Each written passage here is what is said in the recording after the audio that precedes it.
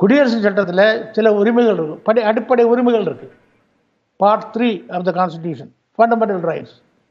Part 4ல directive principles of state policy, அரசாங்கம் எப்படிப்பட்ட கொள்கைகளை வகுக்கணும், மக்கள் வாழ்வாதாரங்களை எப்படி எப்படி அவங்க சேவ் பண்ணணும், ரிசோர்ஸஸ் எப்படி அவங்க யூட்டிலைஸ் பண்ணணும், இப்படியெல்லாம் குடியரசு சட்டத்தில் இருக்குது.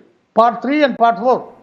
இந்த உரிமைகளை கேட்டு வாங்கிறதுக்குள்ள உரிமை எனக்கு இருக்குது, ஒரு சிட்டிசனுக்கு இருக்குது. அப்படி பண்ணும்போது அரசாங்கத்தில் அதில் சரியான பதில் கிடைக்காது, அவங்க இன்ட்ரெஸ்ட் வேறு. அப்படி இருக்கும்போது என்னன்னா பல சமயத்தில் போராட வேண்டியது இருக்குது.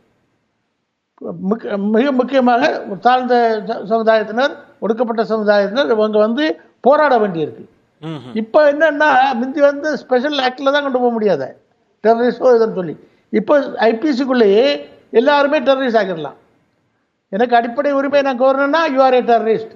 Sovereignty and integrity against India, அதாவது செடிஷன் லாவில் கொண்டு வந்தாச்சு, fighting against sovereignty and integrity.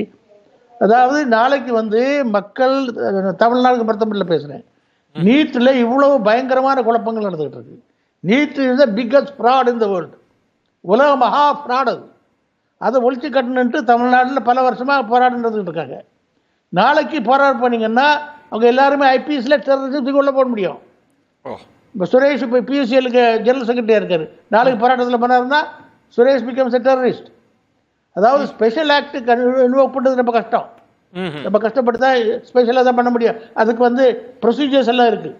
அதாவது அதுக்கு முதல்ல பெர்மிஷன் வாங்கணும், அப்புறம் அதுக்கு ரிவ்யூ இருக்குது.